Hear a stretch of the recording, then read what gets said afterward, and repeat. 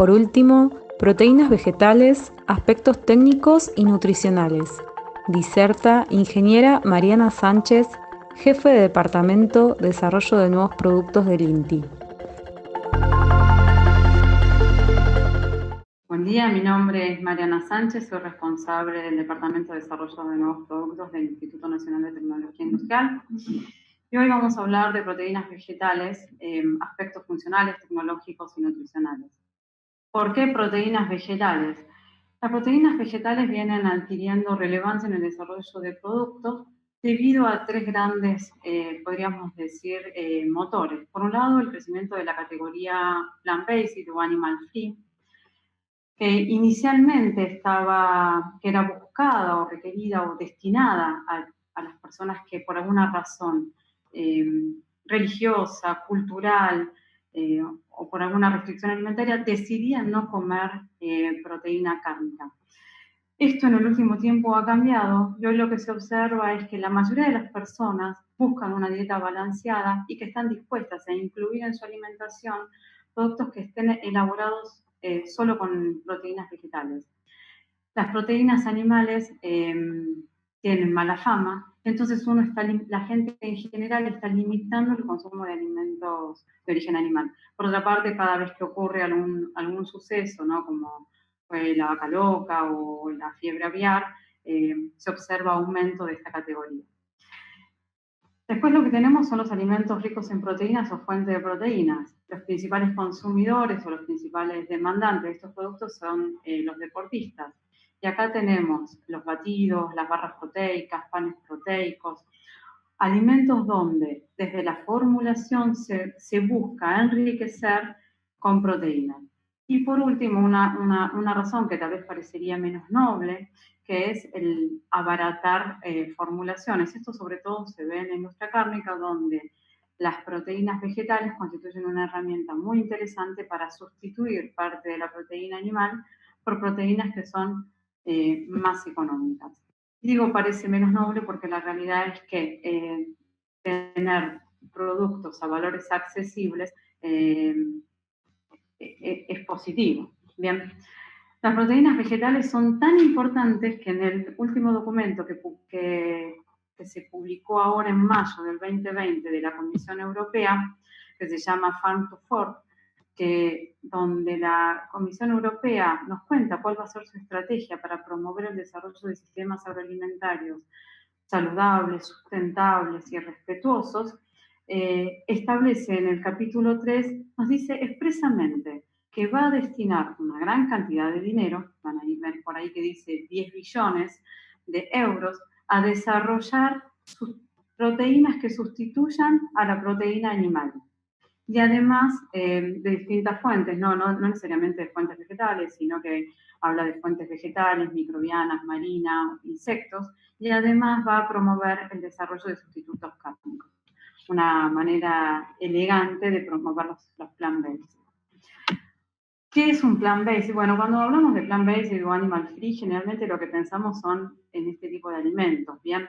Lo más común, las alternativas cárnicas, pero también tenemos alternativas lácteas o alternativas de huevo, ¿bien? Si miramos a las alternativas cárnicas, encontramos básicamente tres grandes grupos de alimentos. Alimentos que son símil carne, pero que no buscan, que naturalmente tienen características similares a la de la carne.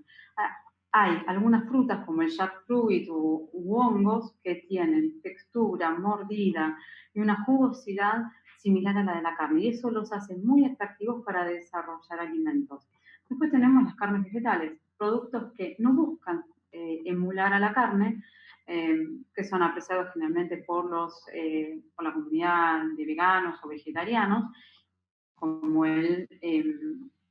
acá tenemos, las veggies de soja, las veggies de garbanzo, el tempe, bueno, y otros. Y en relación a los análogos cárnicos, acá sí son productos que lo que buscan es, sin tener el agregado de proteína animal, tener textura y apariencia similar a la del producto cárnico. Cuando hablamos de carne, quiero aclarar que no hablamos solo de carne vacuna, sino que hablamos de carne vacuna, porcina, ave y pescado. Bien, inicialmente lo que se veían eran productos tipo pasta, después aparecen los productos tipo granulados, y encontramos casi toda la línea de productos cárnicos, incluso productos que con el apoyo de tecnologías como la tecnología 3D o la extrusión, tienen aspecto de músculo. En las alternativas lácteas encontramos las bebidas vegetales o leches vegetales, quesos, dulces, yogures. En el caso de las alternativas de huevo, que son menos conocidas en Argentina, lo que se observa es el desarrollo de ingredientes que permitan reemplazar al huevo en sus funciones dentro de los alimentos. Y acá quiero eh, aclarar un par de cosas. El huevo en los alimentos, dependiendo cuál sea la matriz, va a cumplir diferentes funciones. En algunos casos puede estar evitando la cristalización, en otros puede estar evitando separaciones de azúcar, puede formar espumas, puede tener poder emulsionante, poder de gel. Entonces, bueno, encontramos una gran variedad de ingredientes que buscan eso, sustituir, por ejemplo, sustituir el huevo en como clarificante en el vino. Bien, cuando hablamos de proteínas vegetales, comercialmente hay más o menos unas 30 a nivel mundial. Las más conocidas, soja, trigo, pero después empiezan a aparecer otras lamentablemente en Argentina las vemos como arveja amarilla, haba, poroto, mung, garbanzo, lupino, lenteja. Ahí van a saber que tenemos mayormente, están agrupadas las legumbres. Después tenemos cereales, avena, proteína de maíz, proteína de colza, maní, la proteína de papa lanzada el año pasado, proteína de zapallo, proteína obtenida de la semilla de cannabis, de la acacia, de la lenteja de agua, espirulina y táramo. Más o menos son 30, y las especies que a nivel mundial son aprovechadas por la agricultura son unas 150. Esto nos dice que todavía tenemos mucho por investigar y explorar.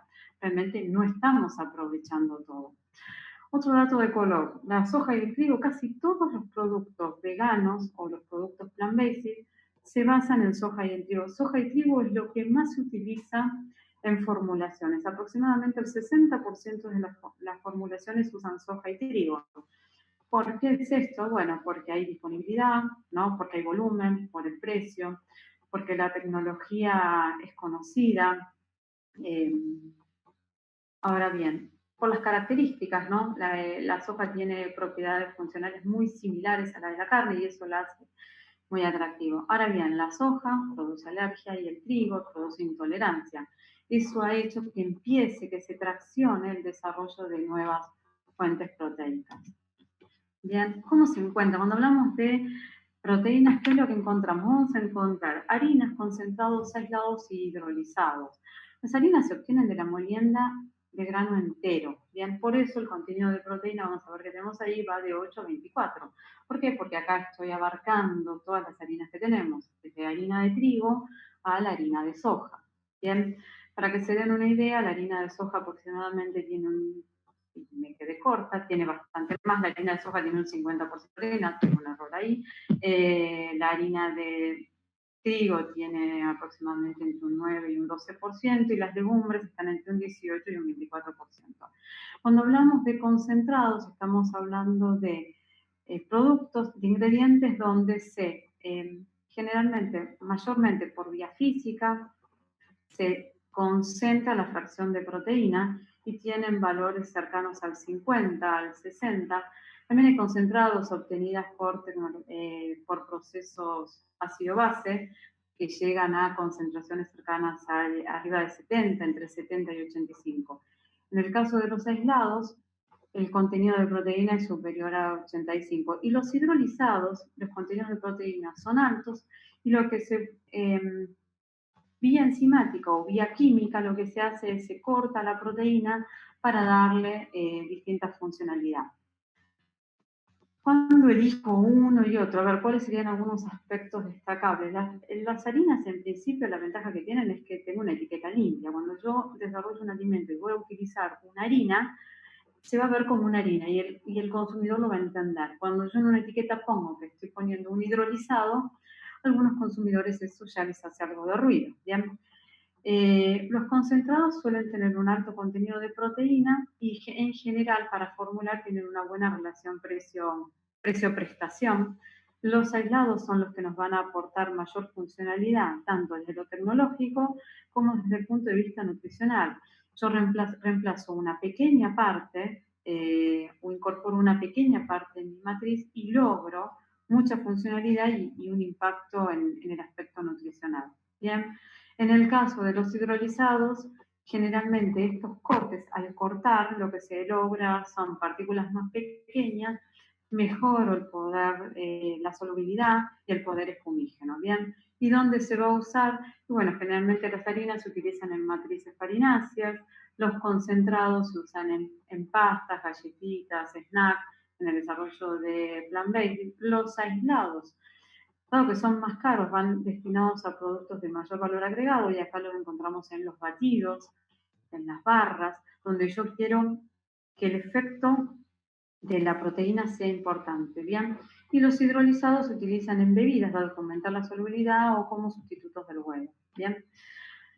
Cuando usamos una proteína tenemos que tener en cuenta dos cosas. Por un lado, sus propiedades funcionales y por otro lado, aspectos nutricionales. Cuando hablamos de propiedades funcionales, estamos hablando de la funcionalidad o cómo va a actuar esa proteína dentro de una matriz alimentaria.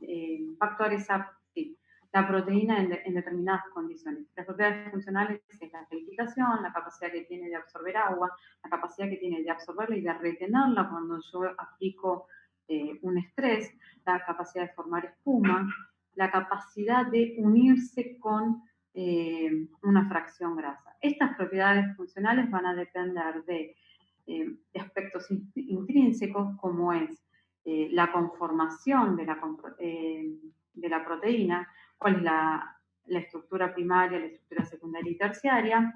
Y también va a depender de aspectos extrínsecos como el pH del medio, el contenido de sal, la presencia de otras cosas. ¿Bien? Cuando hablamos de aspectos nutricionales, estamos hablando que, bueno, obviamente ese ingrediente me va a estar aportando un título de proteína, pero además es importante qué composición de aminoácidos tiene. Y para los que saben un poquito menos de proteínas, bueno, la proteína es un polímero eh, donde la unidad estructural son los aminoácidos, hay 21 aminoácidos y hay 9 aminoácidos que son esenciales. ¿Qué significa que son esenciales? Significan que no los sintetizamos y que tenemos que consumirlos, ¿bien? Otro aspecto a considerar es la digestibilidad. Las propiedades funcionales es importante entender que se pueden medir, ¿bien? Y que hay técnicas que están estandarizadas. Estos datos que comparto acá son tomados de una tesis, realmente es bastante interesante. En esta tesis lo que se hizo es, se buscaron proteínas animales vegetales y se midieron algunas cosas, como por ejemplo el tamaño de partícula. ¿Por qué el tamaño de partícula? Porque se sabe que hay relaciones que son positivas y negativas en relación contra algunas propiedades funcionales. Por ejemplo, a menor tamaño de partícula, mayor capacidad para solubilizarse, mayor capacidad para formar espuma. Veamos, por ejemplo, la papa, que tiene un diámetro de 67, está bastante al final de la lista, y presenta una capacidad de formación de espuma de 100, ¿bien? Más que el huevo. Otra cosa que es interesante ver en este cuadro es el comportamiento del aislado de soja. El aislado de soja tiene casi la misma capacidad de retención de agua que el escampro, que es una proteína de cerdo, y además de retenerlo, que es lo que figura en la columna como WHC, lo mantiene el tiempo, que es SB. El aislado de soja también es interesante porque tiene muy buena capacidad emulsionante, que C en el cuadro, y además de retenerlo, lo mantiene en el tiempo, que es lo que figura como es. Bien. En relación a los aspectos nutricionales, tenemos que tener en cuenta que lo que establece el código. Nosotros, todo lo que hacemos, cada vez que uno formula, utiliza un ingrediente, tiene que tener en cuenta que lo mandatorio es el Código Alimentario Argentino, que es una ley positiva. ¿Bien? Ahí nos va a decir, en principio, que vamos a poder utilizar o no en las distintas categorías de alimentos, y después, en el capítulo de rotulación, nos va a decir cuáles son los requisitos que debe cumplir un alimento para poder denominarlo como fuente o alto contenido de proteína. Lo interesante de esto, y que mucha gente a veces lo desconoce, es que además de decirnos que tiene que aportar un determinado título de proteína, esa proteína va a tener que tener una determinada composición de aminoácidos. Y eso es realmente lo complejo. También lo que se observa en el artículo 1365 nos dice lo siguiente, que se puede utilizar para fortificar proteínas de origen animal o de origen vegetal. En el caso de origen vegetal, nos dice que como mínimo tiene que tener un 35% de proteína. La única harina que nosotros tenemos en el mercado que nos da un 35% de proteína es la harina de soja. Después la otra harina que se acerca es la harina de lutino. Bien. Bueno, acá les muestro tablas con perfiles de aminoácidos. En verde ven el perfil de aminoácidos que tiene que tener nuestro alimento para poder claimearlo como fuente igual que en proteína. Y lo interesante es ver que, por ejemplo, el aislado de arveja es deficiente en metionina, la harina de garbanzo en valina, y la quinoa y el aislado de soja contienen todos los aminoácidos. ¿Bien? No solo lo contienen, sino que alcanzan ese mínimo establecido para poder claimear fuente o alta proteína. ¿Bien? ¿Qué aspectos además tenemos que considerar cuando hablamos de proteínas vegetales? Bueno, primero, todo no es color de rosas, ¿no? Las proteínas vegetales aportan sabores y aromas típicos a, a pasto muchas veces, a vegetales, a poroto hervido. Esas notas son difíciles de enmascarar. También muchas veces dejan notas amargas que se deben a la presencia de fenoles, de isoflavonas, de taninos, de saponinas. En algunos tienen alto contenido de minerales, que vienen muchas veces de la fuente vegetal, pero otras veces vienen acompañados en el ingrediente como sales que quedan de residuo del proceso de obtención. En el caso de las legumbres hay que tener en cuenta los compuestos antinutricionales, la estabilidad de la fracción grasa. Nosotros dijimos que tenemos harinas que van entre un 8 y un 50, concentrados que van entre un 50 y casi un 85, y aislados que van arriba de un 85. Generalmente uno cuando hace un desarrollo y usa un ingrediente como estos ingredientes como fuente de proteína, pone el foco en la proteína y se olvida de los otros, ¿bien? Esos otros que son los taninos que nos quedan, los minerales, la fracción mineral, si tiene fibra, los azúcares, suelen tener su participación en el alimento. Entonces, no nos podemos olvidar de ellos, ¿bien? En el caso de la grasa, son grasas generalmente insaturadas que tienden a enranciarse, ¿bien? En general, las proteínas vegetales dan geles más blandos de los que nos da una proteína animal, y además de ser más blandos, son menos elásticos. Esto es la que podríamos decir que es la excepción, es los geles de soja, que tienen texturas muy similares a los del complejo actinamidosídeo. Bien, otro aspecto a considerar es el precio, el volumen y la disponibilidad. Realmente estas proteínas muchas veces son caras, no hay volumen, y esto es algo que sobre todo lo ve la industria cárnica. La industria cárnica, las inclusiones en la industria cárnica requieren de altos volúmenes de proteína. Realmente de lo único que se suele encontrar un volumen adecuado, disponible y a un precio razonable suele ser la soja. Después lo que encontramos son pocas presentaciones texturizadas. Ya dijimos, algo que tal vez no dije es que tanto las harinas como los concentrados suelen encontrarse en forma de polvos, de poco gramaje, de poco micronaje, de bajo micronaje, o bien en forma texturizada. Es decir, con la texturización se le da forma de grano, se le da forma de hojuela. ¿Bien? Ahora, presentaciones texturizadas solo hay de soja y hay de trigo. El resto de las proteínas no se comercializan presentaciones texturizadas. Y tampoco encontramos presentaciones que estén preextrusadas. La mejor forma o una forma bastante eficaz de generar mordida en estos alimentos en estos alimentos es las proteínas, pasarlas por un extrusor que nos permita generar fibra, por un extrusor o por una celda de corte. Ahora bien, esa es tecnología cara y generalmente el que hace la elaboración de los alimentos, la elaboración secundaria no tiene un extrusor doble no tiene un extrusor doble. Entonces, una opción sería la venta de estas fibras cárnicas elaboradas. ¿Bien? Realmente tenemos muchísimos desafíos por delante. Lo interesante es que los desafíos los tenemos en toda la cadena alimentaria, lo tenemos desde la producción hasta el que elabora el alimento. En la producción primaria, el primer desafío es identificar aquellas especies que pueden ser de interés para la obtención de proteínas. Mejorar la genética, mejorar la adaptabilidad al suelo, mejorar la adaptabilidad al clima, resistencia a enfermedades. ¿Bien? Buscar variedades que nos den más proteínas y menos componentes indeseables. ¿Bien? En la transformación primaria, o sea, en la obtención de estas proteínas como ingredientes, bueno, hay que seguir trabajando en la tecnología de obtención y purificación. Cuando los granos tienen alta fibra o tienen mucho contenido de grasa, esta tecnología es un poco más compleja. Tenemos que trabajar en lo que es la funcionalización, o sea, no basta con tener, con extraer la proteína, sino que además tengo que tenerla en una manera que las propiedades funcionales que sean buenas, ¿bien?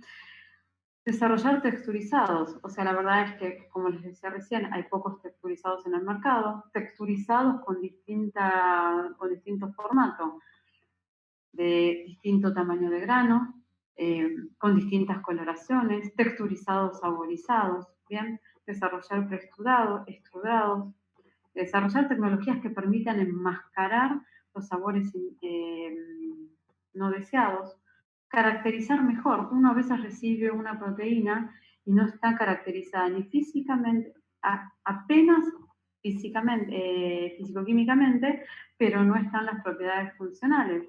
Entonces, tener caracterizadas desde el punto de vista funcional nos va a, de alguna manera, predecir el comportamiento que va a tener esa proteína en los distintos alimentos. En relación a la transformación secundaria, bueno, tenemos que desarrollar nuevos productos. Los productos tienen que ser más competitivos. En general, los productos de la categoría plant-based son productos más caros que los productos cárnicos. Trabajar sobre el desarrollo de alternativas refrigeradas. Generalmente encontramos productos que vienen para congelar y el consumidor hoy hay toda una tendencia a buscar alimentos refrigerados porque son considerados más saludables. Desarrollar etiquetas limpias, muchas veces para lograr que se parezca a la carne, terminamos usando una batería de ingredientes y obviamente mejorar estos productos desde el punto de vista organoléptico. Todavía hay productos que uno dice, parece pasto, está seco, no tiene sabor a nada. ¿Bien? Bueno, acá hay algunas imágenes de algunos productos que se presentaron en Anuga. Como podrán ver, ahí tenemos una carne mechada, una carne desmechada, unas salchichas, unos texturizados hechos con arveja, muy interesantes. Abajo podemos ver productos cárnicos con diferentes características, piezas como filet, productos tipo emulsiones, productos tipo jamón o mortadela y productos de grano como son esos chorizos. Es interesante este producto que vemos acá en la esquina, eh, nos declara todo lo que no tiene. No tiene colesterol, no tiene gluten, no tiene soja, no tiene nitrito. ¿Bien? Bueno, para hacer una reflexión y ir cerrando. Acá tenemos la composición de las dos hamburguesas que hicieron ruido, que vienen haciendo ruido, ¿no? Y al que muchos quieren parecerse, la Impossible Burger y la Beyond Burger. Vemos, en el caso de la Impossible Burger, tenemos que la fase proteica está por dos proteínas, proteína de soja y proteína de papa. la fase grasa tenemos 2 aceites, y en total, si hacemos, estudiamos eso, la etiqueta, tenemos un total de 14 ingredientes más después el núcleo de vitaminas, ¿bien? Los tocoferoles, la vitamina C, etc. También es interesante destacar que el principal ingrediente es agua, ¿bien? En el caso de Billón, lo que tenemos es 19 ingredientes. Acá tenemos la textura está dada por la combinación de 3 proteínas, y para la fase grasa, para emular la grasa vacuna, se utilizaron 3 grasas: aceite de canola, coco, cacao. ¿Bien? Y después tenemos metilcelulosa, que nos está dando firmeza, tenemos almidones modificados para mejorar la palatabilidad y la firmeza, y después tenemos extractos que nos van a, extractos o el jugo ahí de, el jugo de remolacha en caso de Billón, y tiene la hemoglobina en el caso del Impossible Burger para dar coloración. Uno se pregunta, ¿no? Buscamos alimentos que sean más... Promovemos el consumo de proteínas vegetales con la bandera de productos más naturales, y formulamos finalmente productos que tienen 19 ingredientes, que posiblemente no sean producidos en cercanía y que recorran muchísimos kilómetros para estar. Entonces uno se pregunta, ¿qué pasó con la huella hídrica? ¿Qué pasó con la huella de carbono? ¿Bien? Con la promoción de las economías regionales. Entonces, todavía hay mucho por hacer. Bueno, esta es mi presentación. Agradezco a todos por la atención. Agradezco principalmente a la gente de Red Alimentaria por convocarnos, a instituciones como CAME, INTI también por acompañarnos, y a mi equipo de trabajo.